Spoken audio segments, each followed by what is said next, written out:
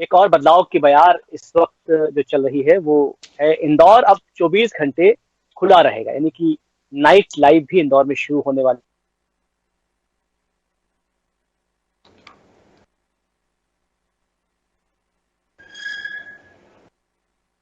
उन पर रवानी दिखाई देगी। बहरहाल कोई जब शहर रात में भी खुल जाता है, वहां पर नाइट लाइफ शुरू हो जाती है, जैसे मेट्रो सिटीज में हम देखते हैं, मुंबई, कलकत्ता और चेन्नई में कुछ इलाके वहां लगातार खुले हुए दिखते हैं। इंदौर में क्या बदलाव होगा? सालों से जो एक संस्कृति एक चली आ रही है, क्या उस पर किसी तरह का कोई गलत प्रभाव भी होगा? इस पर बातचीत करने के लिए आज हमारे साथ में मौजूद हैं सुमित सूरी, जो प्रेसिडेंट हैं होटल एंड रेस्टोरेंट एसोसिएशन के। हमारे साथ में मौजूद हैं पूर्व डीएसपी रवि अत्रोलिया जी। हमारे साथ में एक युवा एंटरप्रेन्योर मीत ललवानी जी मौजूद हैं। हमारे साथ में मौजूद हैं सावन लड्डा जी, जो संसद प्रतिनिधि हैं, और हमारे साथ में युवक कांग्रेस के राष्ट्रीय प्रवक्ता मौजूद हैं, युवा जयेश गुरनानी जी। आप सभी का बहुत सारा स्वागत है साधना न्यूज में। और सुमित जी, शुरुआत आपसे ही करना चाहूंगा।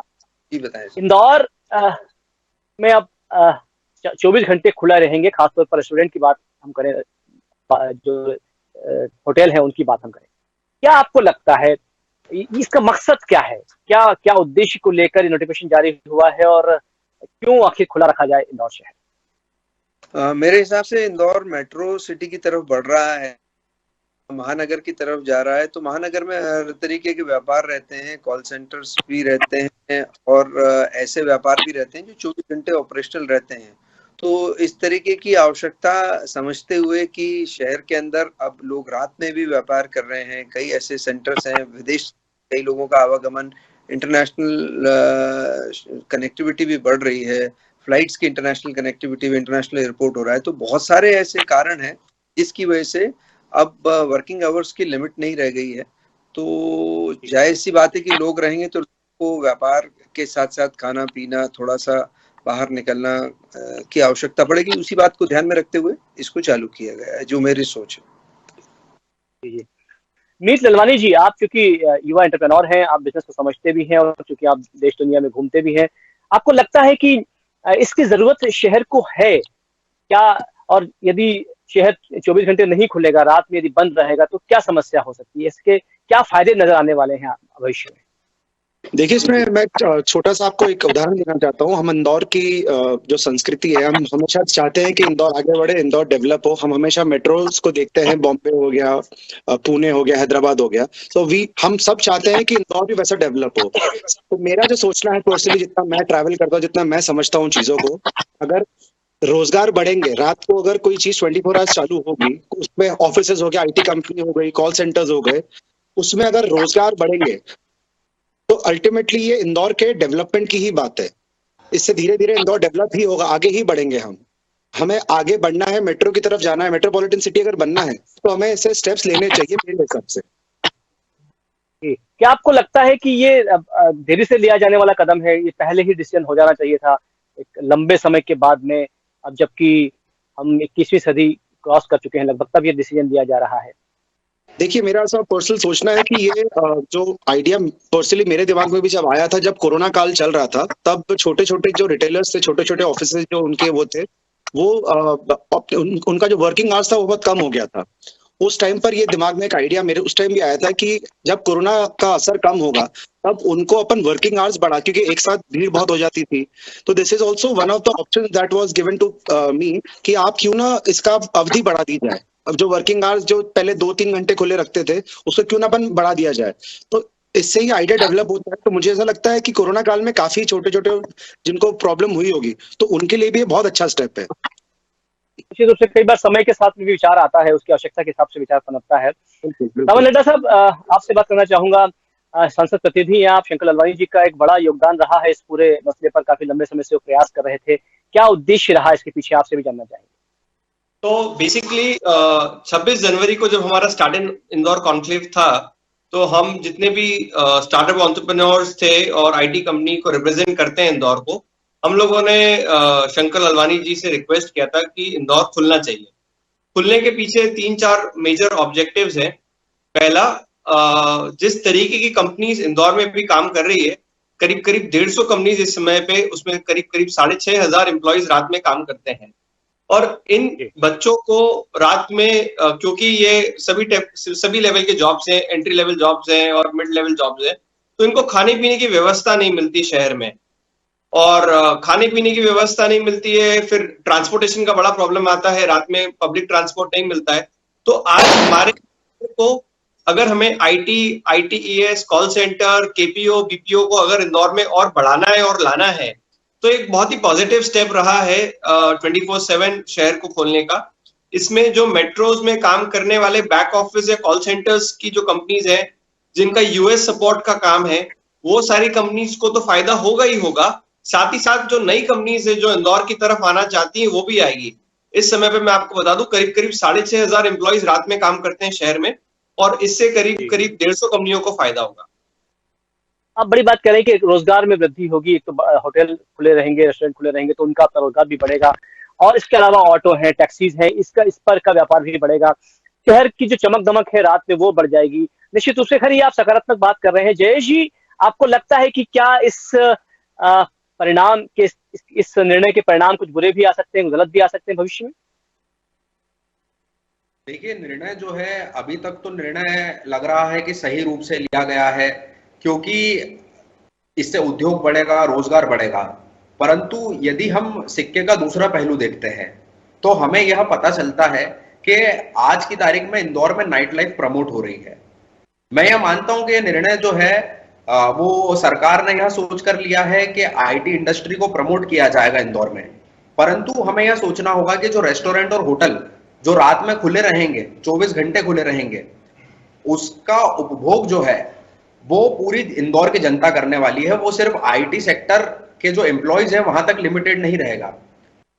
कोई भी वहां पर आ सकता है, कोई भी वहां पर जो है रेस्टोरेंट में जाकर खाना खा सकता है, और कोई भी वहां पर किसी मतलब आने जाने की जो सुविधा है वो हर किसी को उपलब्ध रहेगी। तो इससे जो आम लोग हैं वो भी जाएंगे, आम लोग भी जाएंगे, और इससे सुरक्षा किस प्रकार से सरकार जो है वह बना करके रखेगी, यह एक महत्वपूर्ण प्रश्न रहेगा। क्योंकि अगर रात में इस प्रकार की कोई गतिविधि होती है जिससे कि कोई अपराध घटित होता है, तो किस प्रकार से पुलिस का रिएक्शन रहेगा? क्या वहां पर CCTV कैमरास जो है वो मौजूद रहेंगे? CCTV कैमरास मौजूद रहेंगे और घटना हो जाती है तो क्या ऐसी कोई गाइडलाइन जारी की गई है कि दुकानदारों को 1 हफ्ते तक या 2 हफ्ते तक वो CCTV कैमरे की रिकॉर्डिंग जो है वो सेव करके रखनी है? क्योंकि हमने देखा है कि इंदौर में इस प्रकार की जब भी घटनाएं होती हैं तो सबसे पहले CCTV रिकॉर्डिंग डिलीट हो जाती है। पुलिस जो है वह कहती है कि हमको सूचना देरी से मिली। तो इस प्रकार की बहुत सारी चीजें अभी हमको आगे आने देखने को मिलेगी। तो किस प्रकार जी बिल्कुल आप सही कह रहे हैं, और आप जिस मुद्दे को आप उठा रहे हैं उसी पर बातचीत करने के लिए हमारे साथ में रवि तुलर जी मौजूद है। रवि जी, लगभग 5 डिकेड से आपके शहर को देख रहे हैं और लॉ एंड ऑर्डर आपने देखा है बहुत करीब से, आप DSP रहे हैं। आपको लगता है कि नाइट लाइफ शुरू होने के बाद में लॉ एंड ऑर्डर पर एक बड़ी जिम्मेदारी पैदा हो जाएगी? जैसे जयेश जी कह रहे हैं कि क्योंकि वहां पर सिर्फ वही एम्प्लॉय नहीं जाएंगे जो रात में काम करते हैं, तो शहर भर के जो लोग हैं उनकी जो जीवन शैली है उसमें बदलाव आएगा, वो नाइट का लुत्फ लेना चाहेंगे और वो अपने परिवार के साथ में सड़कों पर निकलेंगे। आपको लगता है कि किसी तरह की कोई परेशानी का कारण भी बन सकता है लॉ एंड ऑर्डर के लिए? पहली बात तो ये है कि इंदौर वासियों के लिए बधाई इसलिए दूंगा कि वो मेट्रो सिटी में प्रवेश कर गए हैं, मेट्रो कल्चर में प्रवेश कर गए हैं, और इस तरह से जब ये सिलसिला चालू, अब तो चूंकि सरकार फैसला ले चुकी है तो ये तो लागू होगा ही। लेकिन सवाल जो अभी रवि ने उठाया वो ये बता रहे हैं कि लॉ एंड ऑर्डर तो निश्चित बढ़ेगा। आप याद करिए वो समय जब इंदौर में ये अपना बहुत सीमित साधन होते थे और अपराध कम थे, लेकिन जैसे जैसे ये महानगर बनता गया और बाहर के लोग आते गए, अपराध दर में वृद्धि होती चली गई, इवन दो की नए नए अपराधों की शुरुआत हुई। अब आज चूंकि इंदौर में पुलिस कमिश्नरी बन गई है तो एक प्रकार से पुलिस के पास कुछ अत्यधिक अधिकार भी आ गए हैं। दूसरी बात कि जब अपना ये कमिश्नरी बनी है तो इसके पहले जो हमारे पास पुलिस बल था उसमें भी अब काफी कुछ परिवर्तन होंगे, कुछ आधुनिक साधन भी पुलिस को मुहैया कराए जाएंगे। तो इस सूरत में पुलिस को ऊपर ये जिम्मेदारी है कि नगर में वही शांति सुरक्षा का वातावरण बना रहे, और इसके लिए ये तय है कि जब 24 घंटे ये होगा, शहर खुला रहेगा, तो इसमें ये दावे से कहता हूं कि जब भी रात में कोई मूवमेंट होगा तो इसमें छेड़खानी, लूटपाट की वारदातें तो बढ़ने की संभावना है ना। और इसके लिए हालांकि पहले भी हम रात्रि गश्त करते थे, लेकिन वो क्योंकि शहर सन्नाटे में सोया हुआ है, कोई खास मूवमेंट नहीं हो रहा है, तो हमारी रात्रि गश्त तो चल जाती थी और उसमें अगर कोई फालतू घूम रहा है या अपराधी तत्व घूम रहे तो उसको हम आसानी से डिटेक्ट कर लेते थे। बट अब जब 24 घंटे शहर में आवागमन बना रहेगा, लोगों का आना जाना बना रहेगा, तब उसमें अपराधी तत्वों को एकदम से आइडेंटिफाई करना थोड़ा सा हमारे लिए कठिन तो होगा। लेकिन जैसा कि अभी है कि सीसीटीवी कैमरे अगर लगते हैं सब दूर, तो अगर ये बाध्यता हो जाती है कि सब दूर सीसीटीवी कैमरे का दुकानदार भी इस्तेमाल करें और सड़कों पर भी कहीं ना कहीं इस चीज का बंदोबस्त किया जाए, तो फिर इस तरह के अपराधों पर अंकुश तो लग सकता है। और बहुत अच्छी बात है कि इस तरह से हम अपनी कार्य कुशलता को भी प्रदर्शित कर सकेंगे। इंदौर पुलिस इसमें तो माहिर रही है और इस व्यवस्था को भी हम संभालेंगे। सरकार की और पुलिस अपने जनता की अपेक्षाओं पर खरा उतरने की पूरी कोशिश पुलिस करेगी। बिल्कुल बिल्कुल बिल्कुल बिल्कुल आप सही कह रहे हैं कि जिम्मेदारी बढ़ जाएंगी। सुमित जी, क्या आपको लगता है कि होटल और रेस्टोरेंट के जो ऑनर्स हैं उनकी भी एक बड़ी जिम्मेदारी तो बन गई है, उन्हें उनका स्टाफ उन्हें बढ़ाना पड़ेगा, सिक्योरिटी पे शायद बहुत काम करना पड़ेगा। आपकी जो एक्सपेक्टेशंस हैं वो लॉ एंड ऑर्डर से क्या हो जाएंगी और पुलिस प्रशासन से आपकी एक्सपेक्टेशंस क्या हो जाएंगी? बेसिकली लॉ एंड ऑर्डर से एक्सपेक्टेशन तो जो दिन में रहती है वही रात में रहेगी सर, क्योंकि रात में ऑपरेशन हो रहे तो जैसे दिन में हम लोगों का ध्यान रखा जाता है, दिन में जनता का ध्यान रखा जाता है, वैसे रात में रखा जाएगा। और मैं समझता हूँ कि अभी ये अनुमति लेकर या इस तरीके की लाइसेंस की नहीं आई है, ये सिर्फ आम तौर पे दुकानों की खोलने की अनुमति आई है, कॉफी सेंटर, रेस्टोरेंट उसी प्रकार की अनुमति आई है। तो कोई ऐसा बहुत बड़ा चैलेंज या बहुत टिपिकल व्यवस्था नहीं होगी। आज भी इंदौर का एक वर्ग सराफा हमारा रात को काफी समय तक खुला रहता है। काफी सारे ऐसे 5 स्टार होटल्स हैं जिसके अंदर की रूम सर्विस वगैरह रात में ऑपरेशनल चालू रहती है, क्योंकि होटल में जो लोग रुकते हैं उन लोगों को रात को भी भोजन मुहैया कराना पड़ता है। तो ये एक अच्छा सकारात्मक कदम है जिसको पब्लिक भी सकारात्मक तरीके से लेगी। जैसे जैसे शहर बड़ा हो रहा है, लोग बढ़ रहे हैं, तो एक लिटरेसी का लेवल भी बढ़ रहा है, जागरूकता का लेवल भी बढ़ रहा है शहर के अंदर। तो जैसे चैलेंजेस आएंगे उसको 100% प्रशासन, इंदौर की सजग जनता, जितने भी राजनीतिक लोग हैं, पॉलिटिकल फेसेस हैं शहर के, वो हम होटेलियर्स और व्यापारिक संगठन, कर्मचारियों के संगठन सब मिलकर के पुलिस प्रशासन का साथ देकर अच्छे तरीके से सफल बनाने का प्रयास करेंगे। और हमारी कोशिश रहनी चाहिए कि ऐसे पॉजिटिव कदम जो उठाए गए हैं उसको हम कैसे सफल करके अपने आप को दोबारा सिद्ध कर सकें कि हाँ, हम इंदौर हैं, हम हर वक्त हर जगह नंबर 1 रहते हैं। तो सभी राजनीतिक दल आपस में एक दूसरे का सहयोग करके, प्रशासन की मदद करके, पुलिस प्रशासन के साथ होकर के हम सब मिलके इसको सफल बनाने का प्रयास करेंगे। मैं मेरे संगठन के साथ, मेरे होटल एसोसिएशन, रेस्टोरेंट एसोसिएशन, सबकी मीटिंग्स लेके हमारे लेवल पे जो भी चेंजेस की आवश्यकता है, जो सजगता की आवश्यकता है, उसकी पूरा प्रयास करूंगा और ये रहेगा कि हम लोग मिल करके इसको सफल जरूर बनाएंगे। सुमित जी, जो आप कह रहे हैं, प्रश्न मेरा यही था और उसका आपने उत्तर काफी हद तक दे दिया है, लेकिन यही प्रश्न है कि आप बीइंग ए रिप्रेजेंटेंट, आपकी बड़ी जिम्मेदारी हो गई है, होटल एसोसिएशन की जिम्मेदारी हो गई है कि वो जो होटल है, जो रेस्टोरेंट है, वहां उन्हें बहुत बताया जाए कि कहीं ऐसा ना हो कि कानून वही टूटना शुरू हो जाए। लीकर, आपने कहा कि उसकी परमिशन नहीं है, लेकिन अक्सर ऐसा पाया जाता है कि जो रेस्टोरेंट है वहां पर लीकर की परमिशन कम होती है, लेकिन वहां पर उस नियम को तोड़ दिया जाता है, देर रात तक पिलाई जाती है। आपको लगता है कि एक बड़ी जिम्मेदारी आप पर हो गई है कि आप ये समझें कि उस पर आप जो है वो संकल्पित रहें? मेरे से ज्यादा ये व्यक्तिगत उस व्यक्ति की जवाबदारी जो रेस्टोरेंट ऑपरेट कर रहा है, और हमें उस व्यक्ति को एजुकेट करना है। और मैं मेरे तरफ से ऐसा मानता हूँ कि जितने मेरे सदस्य हैं वो लोग कहीं ना कहीं इस चीज का ध्यान रखेंगे कि इस तरीके की कोई गतिविधि ना हो। और जो लोग लाइसेंस, जैसा आप बता रहे हैं, इस तरीके की कोई चीज होगी तो हम और प्रशासन साथ साथ है। प्रशासन हमें जो डायरेक्शन देगा, पुलिस कमिश्नरी की तरफ से या जिला प्रशासन की तरफ से जो भी डायरेक्शन आएगा, उसमें एसोसिएशन कभी विरोध नहीं करेगा। अगर कोई व्यक्ति नियम का वायलेशन करता है और नियम का पालन नहीं करता, तो आप ये मेरा वायदा माने कि हम उसके साथ नहीं खड़े रहेंगे। हम प्रशासन के साथ खड़े रह के उसके अगेंस्ट जो भी कार्रवाई होगी उसमें प्रशासन के साथ देंगे।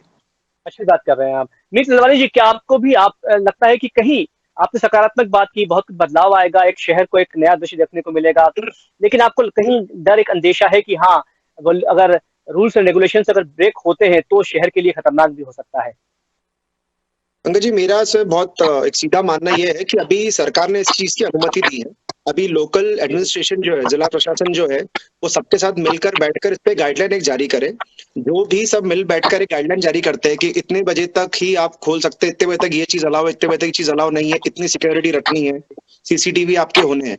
अगर ये गाइडलाइन कोई लोकल लेवल पे अगर हम जारी करते हैं और उसके बाद अगर कोई भी रेस्टोरेंट, होटल, कोई भी ऑफिस, कुछ भी अगर उस गाइडलाइन का उल्लंघन करता है तो उस पर कार्रवाई होनी चाहिए। मैं इसका समर्थन करता हूँ। ये अच्छी बात कर रहे हैं। राहुल अड्डा जी, क्या क्या लगता है आपको, जो यूथ, चूंकि बड़ी जिम्मेदारी यूथ की हो जाएगी, जैसा कि जयेश जी ने प्रश्न उठाया था, सवाल उठाया था, वो वाजिब भी है कि सिर्फ वो लोग ही नहीं जाएंगे रेस्टोरेंट में, होटल में, जो काम कर रहे हैं रात में। जो आम युवा है शहर का, वो भी उसका लाभ लेना चाहेगा, और ऐसे में शहर की सड़कों पर रश पड़ेगा, होटलों में रश पड़ेगा, और हो सकता है कि जो गतिविधियां, जो शहर जो रूबरू हो रहा है, कहीं छापे पड़ते हैं, हम रात में देखते हैं। क्या लगता है आपको कि आबो हवा तो बदलने वाली है शहर की इस निर्णय के बाद में? हाँ जी, मेरे को लगता है कि नेचुरल सी बात है, अगर शहर खुलेगा तो सभी बाहर आएंगे, और कहीं ना कहीं इसका शायद फायदा भी है, क्योंकि सुनसान शहर में ही क्राइम होते हैं, और अगर शहर ही 24 घंटे चलेगा तो शायद मेरे को ऐसा लगता है क्राइम कम हो सकता है, और हमारे साथीगण इस बारे में और अच्छे से बता सकते हैं। बट मुझे ऐसा लगता है चलता शहर और जहाँ चहल पहल रहती है, वहां पे क्राइम करने वालों को भी डर रहता है, और कहीं ना कहीं इस चीज पे रिस्ट्रिक्शन आएगा, क्राइम में भी कहीं ना कहीं कम होने के चांसेस हैं। मतलब इसका दोनों तरीके के पहलू है, बट दोनों पहलू है। क्या किया जाए जी? सवाल वही है कि क्या किया जाए। सावन जी, गीत रमेश जी, आपको कहना चाह रहे हैं, क्या जाए? मैं बस आपसे ये बताना चाह रहा हूँ कि ये एक प्रयोग है जो हम लोग चालू कर रहे हैं मध्य प्रदेश में और खासकर इंदौर में। आज तक हम लोग, कोई भी आप हो, हम लोग हमेशा देखते आ रहे हैं कि मुंबई सिटी है, उसमें हमेशा लोग बोलते हैं कि मुंबई सिटी में क्राइम रेट कंपैरेटिवली कम है, वुमेन बहुत सेफ है। तो वो क्यों है, उसका जब जानने की अगर आप कोशिश करें तो एक कहावत बोलती है, मुंबई नेवर स्लीप्स। एक बहुत बेसिक सी कहावत है। This might be one of the reason कि Mumbai is safer than other cities for women. तो मैं काफी टाइम से मुंबई जाता हूँ, तो मुझे यही लगता है कि अगर सड़कों पे चहल पहल रहेगी, ऑफिसेस फॉर एग्जांपल, सारे ऑफिस, कुछ ऑफिस चालू रहेंगे, सारे होटल्स नहीं, कुछ होटल चालू रहेंगे, तो अपराधियों का भी अपराध करने से पहले 2 बार सोचेगा। ये मेरे पर्सनल मानना है, जो कि मैंने बिल्कुल आप ठीक कह रहे हैं कि आप ठीक कह रहे हैं कि जब कुछ चीज ओपन होती है तो उसके दुष्परिणाम तो आते हैं। जयेश जी, क्या लगता है, जो मीर जी कह रहे हैं कि वुमेन सिक्योरिटी के लिहाज से चीजें बेहतर हो जाएंगी? देखिए, मीत जी ने सबसे पहले एक बात कही कि अभी सरकार जो है वह कानून, एक अमेंडमेंट लेकर के आई है, और उसके बाद एक गाइडलाइन जो है वह कलेक्टर और सब लोग सारे जनप्रतिनिधि मिलकर के जारी करें। तो मैं यह बताना चाहूंगा कि यह जो एक अमेंडमेंट आया है, गजेट नोटिफिकेशन हुआ है, यह Madhya Pradesh shop establishment act 1958 में हुआ है, और इसमें जिला प्रशासन के पास कोई पावर नहीं है। जो राज्य सरकार को परिवर्तन लाना था वह लेकर के आ गई है। अब गाइडलाइन किस प्रोविजन में इशू करते हैं यह देखने लायक होगा। मीत जी बता रहे हैं कि गाइडलाइन जो है डिस्ट्रिक्ट कलेक्टर इशू करेंगे, पर ये किस प्रोविजन में करेंगे मुझे तो नहीं पता। दूसरी बात मैं कहना चाहूंगा कि जो सावन जी और मीत जी दोनों ने एक स्वर में एक बात कही कि अगर पूरे 24 घंटे जो है वह शहर खोल दिया जाएगा तो क्राइम में कमी आएगी, क्योंकि अगर लोग उपस्थित रहेंगे तो क्राइम जो है वो कम होता है। तो मैं इस बात से इत्तेफाक इसलिए नहीं रखता हूं क्योंकि हाल ही में अभी हमने देखा कि जो अलीराजपुर में जो भगोरिया एक जो मेला लगता है, उसमें किस प्रकार से एक महिला के साथ सामूहिक रूप से छेड़छाड़ी की गई। और वह जो जय जी, मुझे लगता है कि शायद भगोरिया को यहाँ पर शायद जोड़ना शायद ठीक नहीं लगेगा, क्योंकि वो जो कुनबा है, वो अशिक्षित वर्ग है, वो लोग हैं जिन्होंने शिक्षा उनके पास पहुंची नहीं है, जागरूकता नहीं पहुंची। इंदौर तो चूंकि बहुत बदल गया है, इंदौर से आप कैसे कंपेयर कर सकते हैं? इंदौर से कंपेयर इसलिए कर सकते हैं क्योंकि यहाँ पर जो रात में जो लोग आएंगे रेस्टोरेंट में खाना खाने, वो लोग वह भी हैं जो शिक्षित हैं, परंतु हमें यह नहीं भूलना चाहिए कि ऐसे भी कई असामाजिक तत्व जो हैं वह भी आ सकते हैं, जो कि समाज का माहौल बिगाड़ सकते हैं। और समाज का अगर माहौल बिगड़ता है तो किसकी जवाबदारी रहेगी, और समाज का माहौल बिगड़ने से रोकने के लिए आखिर प्रशासन, शासन क्या निर्णय लेने वाला है, क्या करेगा? वह आज ये देखने वाली बात है। सर, थोड़ा सा अब समझ चुकी, कभी थोड़ा सा बताएं कि कैसे लॉ एंड ऑर्डर का एक्सपेक्टेशन क्या होगा, अभी एसोसिएशन से क्या होगा? हमारे 2 साथियों ने ये बात कही कि 24 घंटे शहर खुला रहेगा तो अपराध कम होंगे। मैं जय जी से सहमत हूं कि ये बिल्कुल धारणा गलत है। कारण एक कड़वा सच में आज बोलने जा रहा हूं कि जब से मैं इंदौर में था तब से लेकर आज तक जो एक कॉमन बात पाई है, जब अपराध सार्वजनिक रूप से सड़क पर घटित होता है, हम और आप मौन रूप से देखते हुए निकल जाते हैं, विरोध नहीं करते, टोका टाकी नहीं करते। अगर ये कल्चर इंदौर में डेवलप होगा तो रात में अपराध कम होने की संभावना होगी। अदरवाइज जिस तरह दिन में भी लोग दिन दहाड़े वारदातें करते हैं और पेपर वाले छापते हैं, वैसा ही रात में तो और भी ज्यादा अपराधी तत्व निकलते क्योंकि उनको अंधेरे में लाभ लेकर भागने का मौका भी मिलता है। प्रश्न यही है यहाँ पर कि आम आदमी को भी अब सामाजिक इस बुराई के लिए जागृत होकर उसका विरोध करना होगा। करते कि हमें क्या करना है, तुम्हें भाई बहन बेटी है, हमें क्या लेना है, कोई पिट रहा हो। ये भावना अगर खत्म होगी तो तब सफल होगा। दूसरा, अभी इंदौर पुलिस के पास बढ़ा हुआ बल नहीं है जो 24 आवर्स उतनी मुस्तैदी से काम कर सके। तो इस योजना का लागूपन तभी अच्छा होगा जब यहाँ कम से कम 3 शिफ्टों के लायक बल हमारे पास हो, ताकि थका मांदा जवान अगर ड्यूटी कर रहा होगा तो हम किस तरह की उम्मीद करेंगे अपराध रोकथाम की। सीधी सी बात है ये। तो इसके लिए बल बढ़ना जरूरी है, आम आदमी का सतर्क होना जरूरी है, उसको भी अपना योगदान देना होगा ताकि इंदौर की बदनामी ना हो। जैसा कि हमारे भाई ने अलीराजपुर की बात कही, यहां पर एक बात और कहता हूं, ये जो छेड़खानी वाली भावना है ना, फ्राइड का ये कहना था कि ये पढ़े लिखे और अनपढ़ में कोई भेद नहीं देखता। जब ये मनोविकृति यौन विकृति जब आती है ना तो ये कोई नहीं देखता, पढ़ा लिखा भी वही हरकत करता है और अनपढ़ भी वही हरकत करता है। इसके शहर में वो घटनाएं पाई जाती हैं। जब हम जागरूक होंगे हम उसे रोकेंगे, तू कर क्या रहा है। इस तरह का जब माहौल बनेगा तो इस तरह के सरेआम छेड़खानी करने वाले, अपराध करने वालों में भय पैदा होगा। जब जनता भी जागरूक होकर उसका विरोध करने खड़ी होगी, पुलिस तो पूरी ताकत लगाएगी।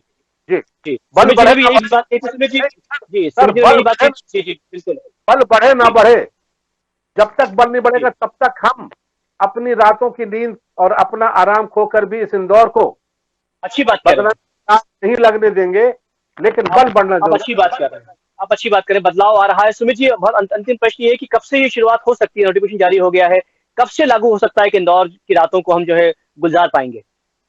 सर, इसके लिए प्रशासन मेरे हिसाब से कोई लाइसेंस की पॉलिसी बनाएगा, उसके लिए अलग से आवेदन या कोई क्षेत्र चिन्हित करे जाएंगे। जितना मेरे को अखबार के माध्यम से पता लगा है और मीटिंग के माध्यम से कि क्षेत्र चिन्हित करे जाएंगे, किस किस क्षेत्र में रेस्टोरेंट और होटल को खोलने की अनुमति दी जाएगी। तो जहाँ चिन्हित करेंगे तो जाहिर सी बात है उसके बाद ये उनके लिए कुछ स्पेशल लाइसेंस है, स्पेशल फीस के लिए लोगों को आवेदन देना पड़ेंगे।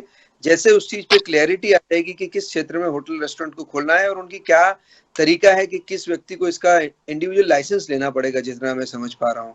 तो जैसे इस पे क्लैरिटी आएगी उसके बाद से ही लोग लाइसेंस अब लेंगे और अपने अपने इंतजाम करके रात की तैयारी करेंगे। जैसे क्लैरिटी आएगी वैसे ही हमारे होटेलियर्स तुरंत जो इंटरेस्टेड लोग होंगे वो लोग अप्लाई करेंगे और प्रयास ये करेंगे कि जो भी नियम बने उसका पालन किया जाए। और जैसा कि साहब ने बताया, अतरोलिया साहब ने, कि हर बल कम है तो हम सब मिलकर के अपने आप को सजग करेंगे तो एक सपोर्ट हो जाएगा। बल जब तक कम है, जब तक हम लोग पुलिस बल की तरह एक दूसरे, आम आदमी भी जनता को कहीं कोई घटना होती देखे तो वहां पे इमीडिएट उसको रिएक्ट करे, उसके ऊपर बोले। मतलब ये अलग से दिन के लिए भी आवश्यक है सर कि हर व्यक्ति कहीं कोई ऐसी गलत घटना होती देखता है तो उसको उस पर रिएक्शन देना चाहिए, उस पर जरूर विरोध दर्ज कराना चाहिए। तो हमारे शहर की सुधार का एक बड़ी सकारात्मक सलाह साहब ने दी है, इस मंच के माध्यम से सबको ये पहुंचनी चाहिए और हमको पालन करना चाहिए निश्चित रूप से। और इंदौर शहर की अगर हम बात करें तो जागरूक रहा है, लगातार 5 बार जो है वो स्वच्छता में नंबर 1 आना इस बात का घोतक है, इस बात का परिचायक है कि इंदौर का आम नागरिक जो है वो जागरूक है और वो अपने अधिकारों के लिए, अपने कर्तव्यों को लड़ना भी जानता है। जी, सबसे पहले इसमें ये प्रयास ये भी रखें सब लोग मिलकर के, ऐसे करने में हमारी संस्कृति ना खोते, वो भी बहुत महत्वपूर्ण है। इंदौर अपनी पहचान ना खोए, ये बहुत महत्वपूर्ण है।